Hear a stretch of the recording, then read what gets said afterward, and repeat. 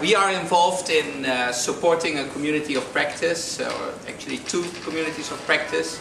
And we want to present the experiences of one here, which is Climate-Eval, which is a community of practice focusing on evaluating climate change related issues. So this is quite a specific subject, and so we'll see how this community of development has effectively grown over time and what the subjects were, how it is functioning. We will then move on. Oh, by the way, I should say that I'm not going to do that presentation.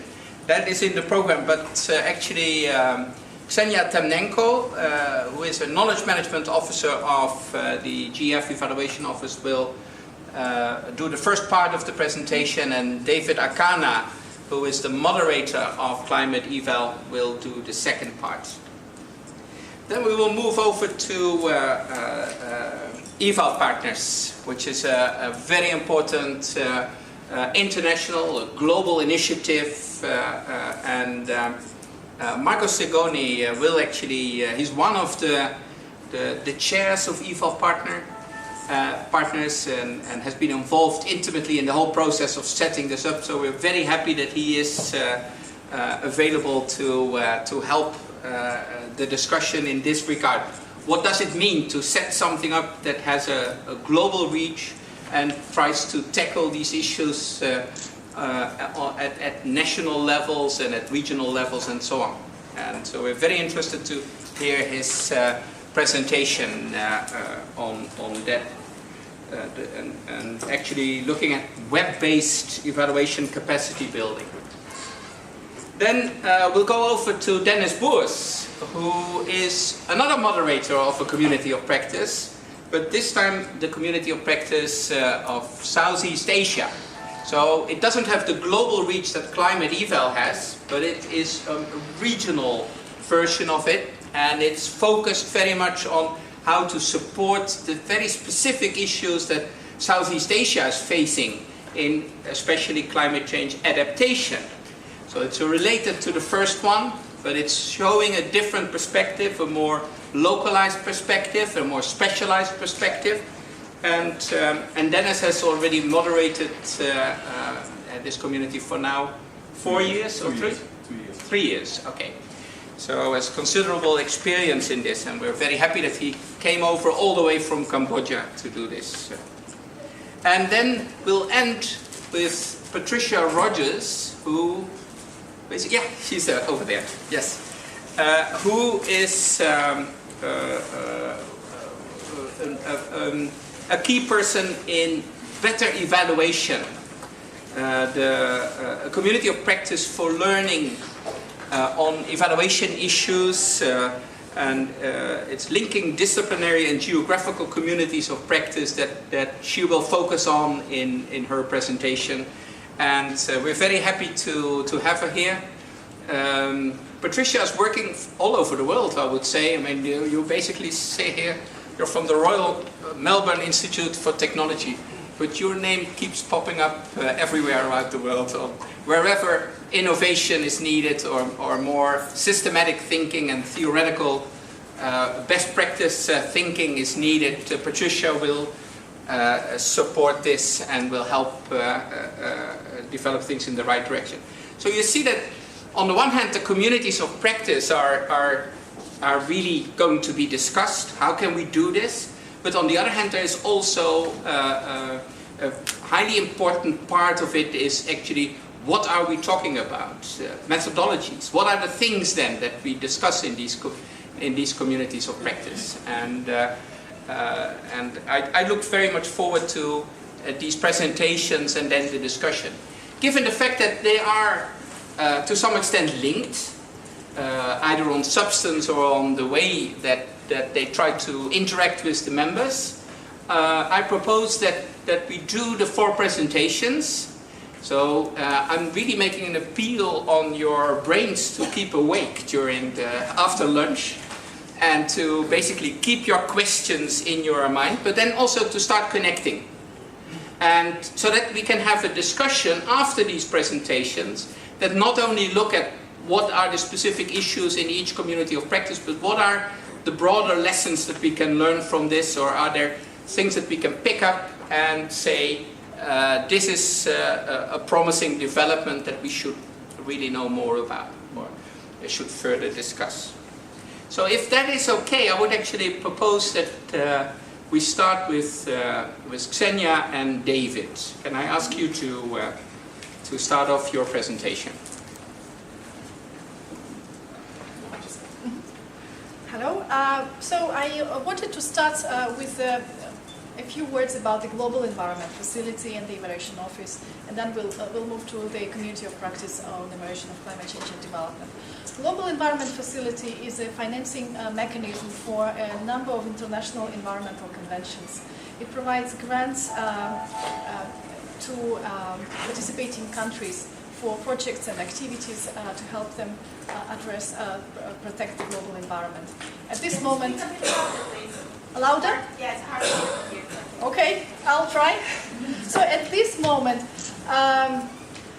183 countries are members of the network, and since its inception in 1991, the GEF has committed more than $11 billion in funding and grants for countries.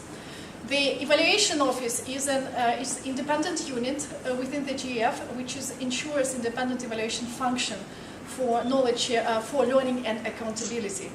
And of course, knowledge sharing is an important part of our mandate. It helps to close feedback loop, to provide information for important decision-making processes. With knowledge sharing activities, we seek to provide feedback for between evaluation findings and management activities. We aim to reach to different stakeholders. We are using different platforms and different mediums, and we also aim to build evaluation capacity. So specifically in relation to evaluation capacity, we wanted to talk about the communities of practice. Communities of practice is indeed one of the tools we are using in the office. And as Rob said, we don't have one, we have actually two in different stages of development. Communities of practice are praised by certain theories of learning for their big effect on learning in grown-ups, in professional learning, because communities of practice are based on social interaction and exchange, which is so important for professional learning. According to a definition put together in a seminal publication by Etienne Wenger, Mark Dermont and Snyder, communities of practice are groups of people who share concern, a set of problems, or a passion about a topic, and who deepen their knowledge and expertise in these areas by interacting on an ongoing basis. So Climate-Eval, so I have here a brochure, is such a community. It's a community of people who are passionate about the evaluation of climate change and development. It started as a follow-up to an international conference on the evaluation of climate change and development that was put together by the Evaluation Office together with a lot of stakeholders, international organizations, evaluation networks in Egypt in 2008. So as a result of this conference, participants felt that they had to build on the momentum.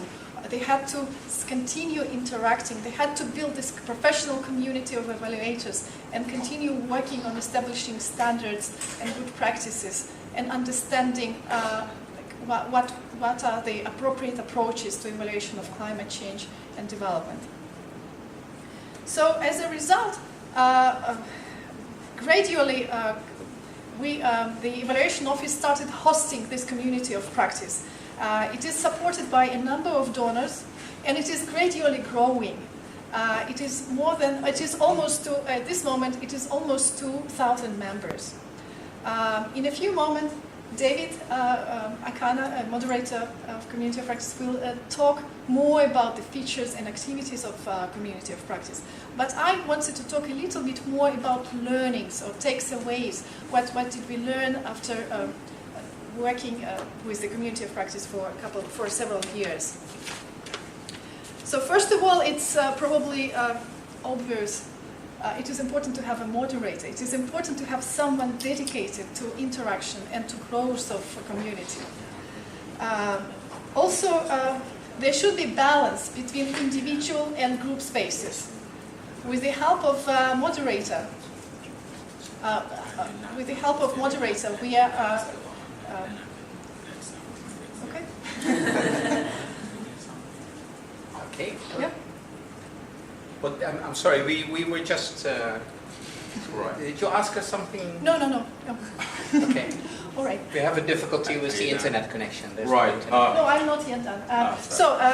All right. So I was talking about the some of the learnings on the managing and developing communities of practice on evaluation. So it's important to keep a balance between individual and group spaces. The moderator reaches out to individual members and also individually and helps them to establish this network, this connection, this fabric. And on the other hand, the moderator keeps connection, uses different kinds of public platforms and mediums to keep the discussion going. On the other hand, we understood that community of practice is a balance of individual and group effort. So on the one hand, you need a community, you need a group of people to keep things going. But in order to have a big study, in order to have an established standards, or in order to have some piece of work, you actually need an individual effort. So our community of practice is exactly built on that. We are commissioning studies with lead evaluators that put together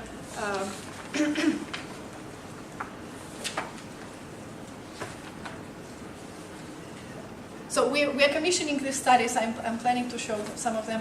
And on the other hand, community of practice is discussing, it's selecting topics, validating discussion, looking through the drafts, looking through the approach papers, discussing the final notes. Also, one more note, learning thought, it's important to give community sort of food for discussion. In our case, it is a library of more than 500 evaluations that are used to build new studies and to start new discussions about how, in which way the evaluation of climate change and development should be moving. And one more note is that community of practice, although it's growing, it's a group in itself, it doesn't function in a vacuum.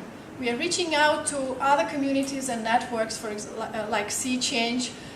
Just yesterday, we signed a memorandum of understanding with AFREA, African Evaluation Association. We exchanged letters with the IPAN, International Program Evaluation Network, to name a few. This activity helps us to be in touch with evaluators in different parts of the world and keep the discussion going. Also, I wanted to say a couple more words. I should probably have said it earlier. So here we have David Akana is the current moderator, and also here is the present Andrew Zubiri, previous moderator of the Community of Practice, and Christine Borland, the author of two of the studies produced by the Community of Practice, still standing behind. And one more note, the Community of Practice and the Evaluation Office have a booth, institutional booth on the terrace level. So if you're interested in our work, in our studies, in joining us, please come step by.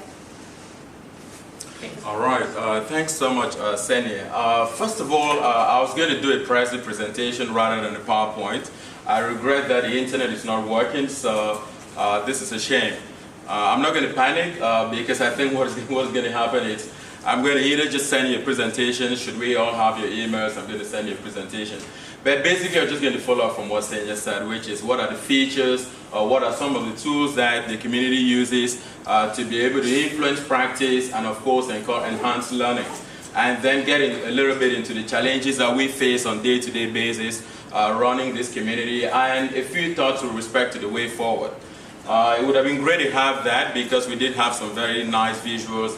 Christian making a quote with respect to how this community have do two of these studies that Kseniya just talked about a few minutes ago. Is there a way you can help us just get this right? I'll be more than happy. So basically, I'll just get, since we do not have plenty of time, we have only 15 minutes and we have 3 other presentations this afternoon.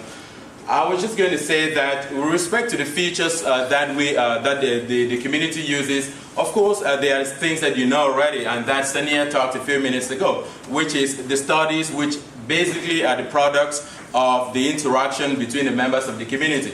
That's what is most innovative about this community. She's talked about that already. We have, of course, the e-library, which is over 500 documents and is growing. And now, because we've also branched out to natural resource management, what you're having is we are now getting a whole lot of studies on natural resource management as well coming in.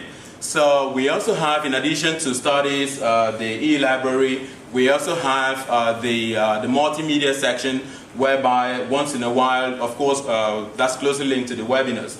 We do organize webinars once in a while. The last we had, 70 people came in, great participation, and that's a way to influence practice, because what we basically do in those webinars is share the methodological challenges that we might have, the experts might have encountered in conducting these studies, answer questions, and of course get to help people learn. So basically these are the features. You can find that on our website anytime. I guess many of you should be members already. Now, with respect to the challenges that we face on a day-to-day basis, of course, maybe there are the things that Marco faces. Of course, how do we build a community whereby there is cohesion, there's bonding between all the members of the community, whereby you create that kind of space whereby people can absolutely learn from one another? That is a big challenge. How do we get people to take ownership of the community rather than maybe driven by a specific set of people? That is a big challenge that we face on every single day basis. I have no idea how to do that. What we try to do every single day is engage people, try to get them to be part of the community. So that's the #1 challenge that we face. It's really huge. The second thing is, where do you get the resources? We want to enrich the library. Of course, as you know, this is a nascent area, it's a developing field. It's not like you have all sorts of evaluations out there as in traditional development fields such as education, agriculture, or some other fields. So you sort of have a situation whereby we have a hard time going out there to be able to figure out the evaluations that we want to put on the website. So it looks like this is going to work, and in 5 minutes I could just show you. David, I think the opportunity for the Prezi presentation is gone. I mean, we basically have to move on at a certain moment. So do I still have 5 minutes or it's done? Yeah, no, but just tell us the major challenges that indeed you've already mentioned. How to keep the community active and involved, and how to increase ownership. Right. If you have 1 or 2 more challenges that you specifically want to raise, I suggest you do that now. Because basically getting into the presentation will take too much time, and we want to pay sufficient or have sufficient time available for the others as well. Right, absolutely. Okay. Well, I'm just going to go maybe, since we do not have a lot of time, just perhaps share a few thoughts with respect to the way forward. How do we move forward on this? And I think that's the most important thing here. Now, there is a community in place set up by the GEF Evaluation Office, doing terrific work, very passionate people, every single day trying to find the best approaches to be able to solve the issues in the community.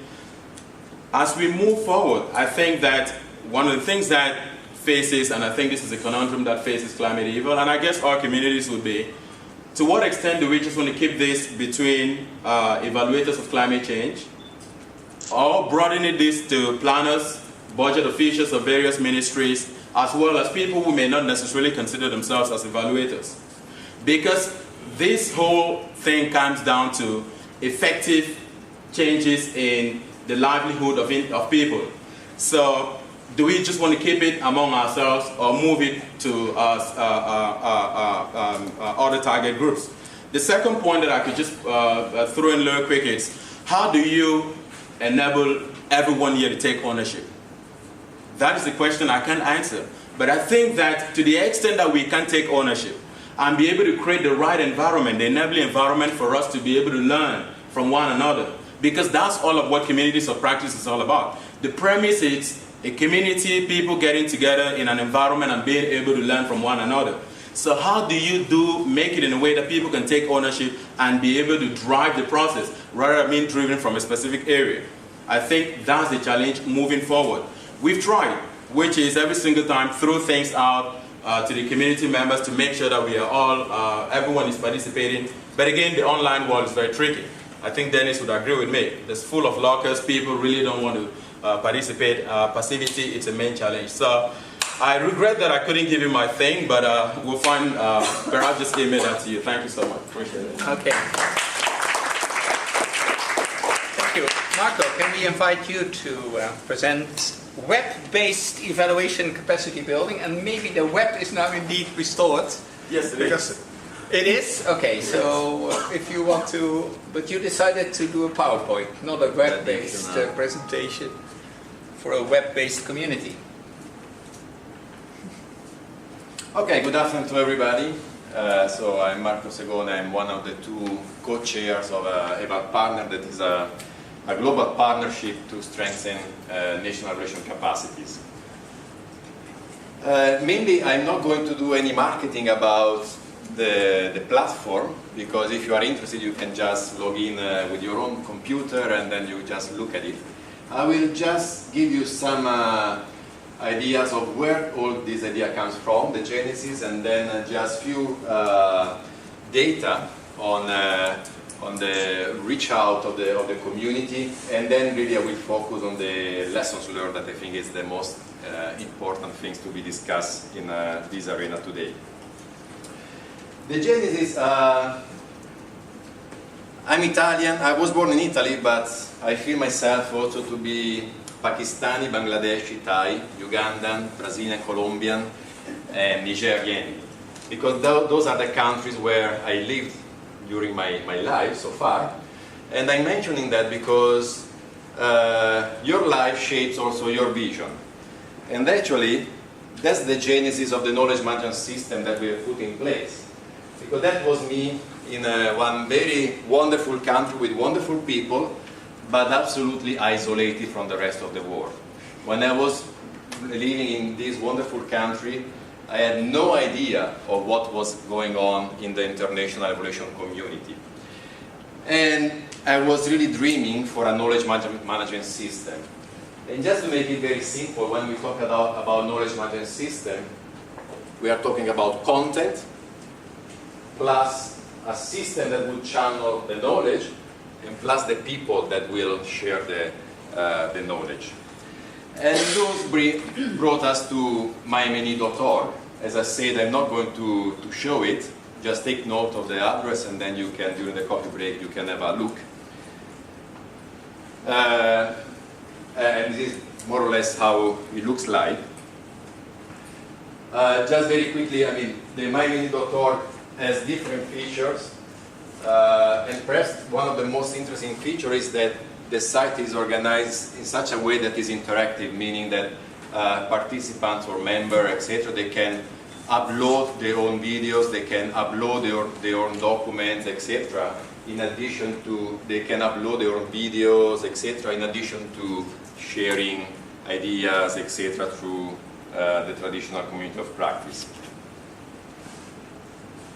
Just to give you an idea, we are almost reaching the 2 million hits and 500,000 visitors. So that's just to say that it's really quite a knowledge hub that is quite well known.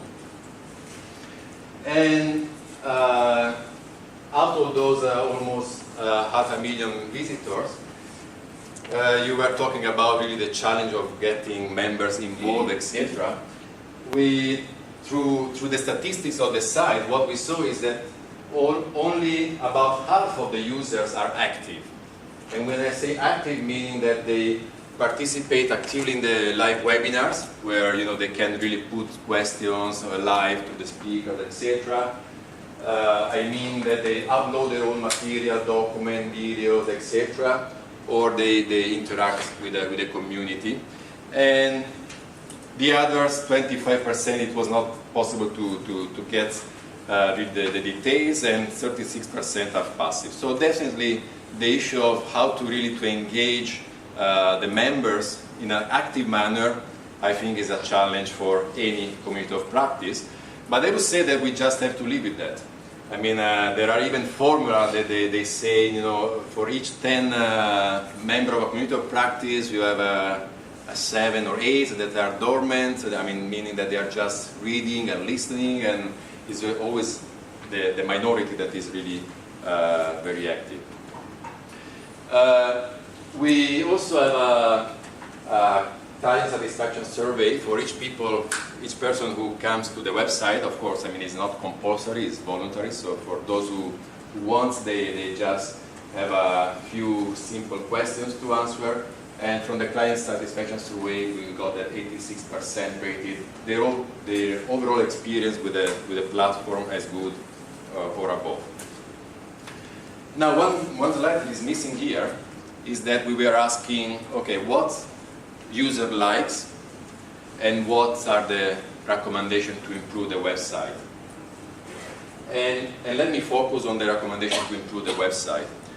One key recommendation was that they really want more in-depth knowledge. For example, we were running a series of live webinars that they were about 1 hour, half an hour with a presenter and then half an hour question and answer. And the feedback that we were getting, it was, I mean, that's good, but that's just good for an introduction. In 1 hour, you just get the sense of the subject. But what we would like is much more in-depth knowledge of that subject. And that's why we took the decision to move from the live webinars to what now is called the MOOC, the Massive Online Open Courses on Development Evaluation. Mainly in this MOOC or e-learning, whatever you want to call it, for the time being, we have 3 e-learning, one on equity focus and gender responsive evaluation, the other one on country-led evidence system, and the third on emerging practices. And the e-learning is mainly, you have a video recorded lecture, then you have reading material, both compulsory reading material and additional reading materials. Then you have a multi-choice test, and then you have the community of practice, a moderated community of practice, so where the participant can really interact among themselves and also with the moderator. Once again, a few statistics to give you an idea. We've been really astonished to see, I mean, this is the cumulative total number of registered participants, but still we're talking about 16,000 people, I would say really all over the world, because 16,000 people from 176 countries means really the full, 5 minutes. And 72% rated the course, that they were satisfied. So let's move to the 8 lessons learned, because I have only 5 minutes. So how we got to those numbers. Lesson number 1 is that you need a clear vision that positions at institutional level the enabling environment. I will not go down to the details because I don't have time. My only point here is to say that the MOOC is a clear component, and it contributes to the individual level capacity development within a much larger framework. So it is a part of a puzzle, of a much bigger puzzle and system. Second, lessons learned, you need a strong leadership while facilitating a broader ownership. And I think this is very key to increase the active participation of the members, really the broader ownership. So EvalPartners has a series of layers for the governance, where we have the managing group that that EvalPartners 34 organizations involved, managing group 25 people, but then there is an executive committee of 6 people and 2 co-leaders. So there is a strong leadership, especially from the managing group and the executive committee. But the important is that EvalPartners is composed of 34 organizations, has a very wide membership in terms of geographical outreach, because all the regions of the world are covered. In terms of organizational diversity, because out of the 34 organizations, we have all the regional VOPEs, the Voluntary Organization of Professional Evaluation, including AEA. AEA is also one member. We have United Nations agencies, we have governments, parliamentarians, NGO, private foundation, academia. So it's really a wide outreach. The third lessons learned is, of course, the quality and the diversity of what we are offering. So now I'm talking about the content. And the speakers of the MOOC or the e-learning, they come, once again, they are international experts, they are senior representative of the international community, senior management responsible for their own national M&E systems, leader of the Global South and BRIC countries. So it's really the diversity of the content that you are offering and really the quality of the content that you are offering. Lesson number 4, carry out a partial market test before rolling out a full-fledged MOOC or e-learning. So what we did is we started with the live webinars, we listened to the feedback from the participants, and based on that, we design and we launch the MOOC. Number 5, very important, is democratize access by providing free access to very diverse participants, including the traditionally excluded one. So out of the 16,000 registered participants, the majority, 30%, are from civil society, 20% from UN agencies, 16% from private consultant institutions, 15 government, 9% from academia, and then others. But you can see the diversity also of the participants, and that's really also increased the ownership and the participation in the community of practice. Then same thing, the diversity from the regional point of view. The entire site, frankly speaking, was designed to target the global south, not really the global north.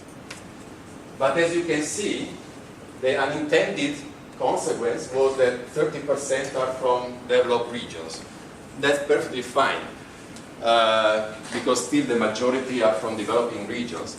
But I think that the fact that 30% are from North America and from West Europe, it also means that really the quality of what's offered attracts also people from all over the world and not only from one specific region.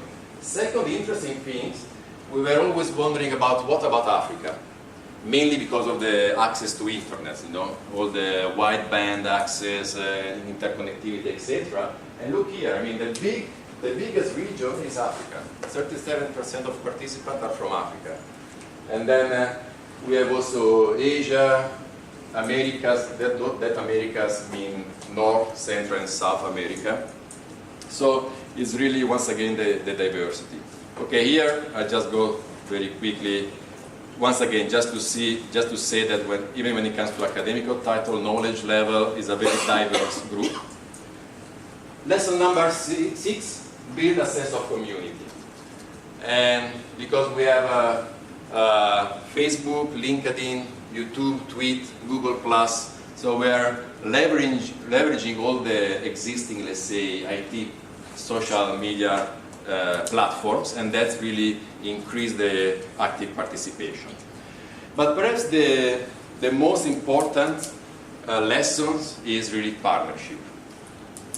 I think we have been able to reach out 16,000 people, we have been able to reach almost 2 million seats, etc., etc., just because look at how many organizations are involved. So strong leadership, but with a wide ownership. And I think that's, to me, perhaps the number 2 key lessons when it comes to knowledge management systems. And the number 1 lesson is challenge yourself constantly. Always listen to the participant, to the users, and always innovate. So despite of some of what personally I consider quite positive statistics that I just showed, we always have ongoing surveys for the MIME and feedback mechanisms for the MOOC. The participants, when they go through the e-learning, they can also, if they pass it successfully, they can print out the certificate. But before printing out the certificate, they must give the feedback on their experience. And based on that feedback, we are innovating oneself. We are always innovating. So we just launched now in September the next round. And for example, we decided that the e-learning can be customized, so the user can customize, they can select the different units that they want to take. All the units are open at the same time, and they can be taken at their own pace. Those were all based on the feedback that we got from the users. And once again, partnership. We didn't have a partner. EvalMENA, that is the regional developer for the Middle East. TRILAC, that is the regional developer for Latin America, and IPEN for the former Soviet Union countries. They are coming up with their own e-learning. They decided the content, they decided the speaker from the region, and it will be in Arabic, Russian, and Spanish.